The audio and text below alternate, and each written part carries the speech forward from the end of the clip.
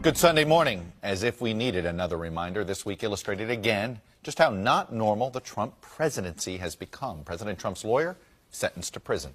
His chief of staff, his second one, mind you, is out. A routine photo op with leading Democrats turned into a taunting schoolyard smackdown. We're less than 2 years into Mr. Trump's first term, and just take a look at all the president's investigations among the targets. The Trump campaign, the Trump transition team, the Trump inauguration committee, the Trump family, the Trump Organization and the Trump Charitable Foundation, Trump associates, and finally, President Trump himself. Essentially, everything he's touched his adult life is under investigation. All of this may be taking a toll on the president. We have a brand new NBC News Wall Street Journal poll out this morning. On the Russia investigation, 62% say President Trump has not been honest and truthful.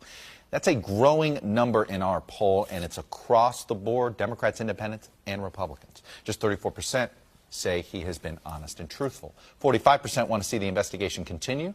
34%, familiar number there, would like to see it end. And as if all this wasn't enough, on Friday night, word came that a federal judge in Texas had struck down the Affordable Care Act, Obamacare, and said it was unconstitutional. The judge ruled that the individual mandate is unconstitutional now that there is no tax associated with it. It got zeroed out during the tax bill package, and that therefore the entire law now has to go. Now, Republicans have sought to kill the Affordable Care Act since its passage, and the suit was brought by Republican governors and attorneys general. But the ruling comes as Obamacare, as it's colloquially known, is now more popular than ever, and it helped Democrats flip 40 House seats in November. So looking ahead, multiple investigations, a new fight over health care, a trade war with China, a possible recession, and we haven't even mentioned the chances of a government shutdown at the end of this week. Happy holidays, everyone. Is there any way you budge at all on your number on border security on the 1.6? We know you don't want to give them the 5.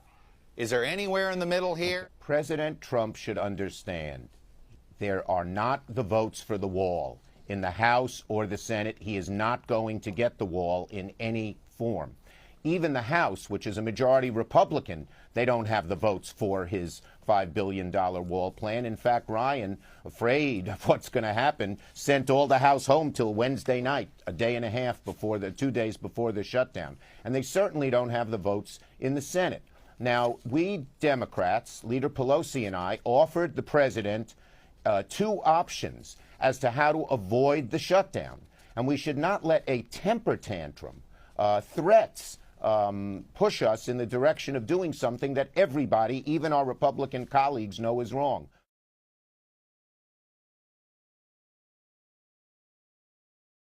You just saw Michael Cohen right there. He says the president directed him to arrange the payments. The president knew it was wrong, and he was trying to help his campaign. Your response? Pathetic. The man is pathetic. That's a lawyer you were interviewing. And he says he directed me to do it. And oh, my goodness, he directed me. He's a lawyer. He's the guy you depend on to determine whether or not you should do it this way or that way. Whether you're Donald Trump or you're me or you, I have lawyers. But he's saying the president knew it was wrong and directed him to do it anyway. Well, the president says that's false. And he said it was false. Under oath, he said it was false in his tape-recorded conversation with Chris Cuomo. He said it was false on 5 other tape-recorded conversations. He said on those tape-recorded conversations that he did it on his own to start, and then he brought it to the president. And then the president reimbursed it. Clear as a bell, under oath, must have said it 10 times. Okay, now he says the opposite. You're going to tell me which is the truth? I think I know what the truth is, but unless you're God, this man, you will never know what the truth is. He lies to fit the situation he's in.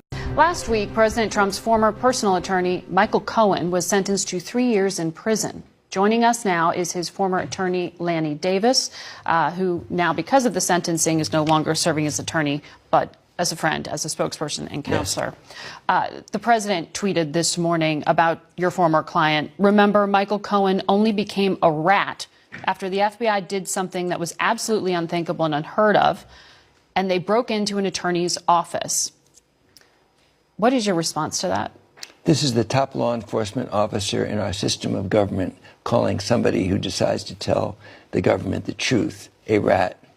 That's the language of a mobster, not of the president. But Michael Cohen took ownership and personal responsibility for lying, and he's going to jail as a consequence. And he authorized me several times to say he wouldn't take a pardon from Donald Trump if it was handed to him. So he now was one ever discussed? Never. but he announced ahead of time wouldn't take it even if it was handed to him. And let's remember that Michael Cohen has corroborating evidence for everything that he has said. Mr. Mueller certainly does. On the issue of the purpose of the money paid to Stormy Daniels, the same man who called Michael Cohen a rat denied on Air Force One to the American people that he knew anything about Stormy Daniels. And Mr. Giuliani, who this morning was on television accusing Michael Cohen of lying, the very next day waived attorney-client privilege and said, no, his client did pay Stormy Daniels.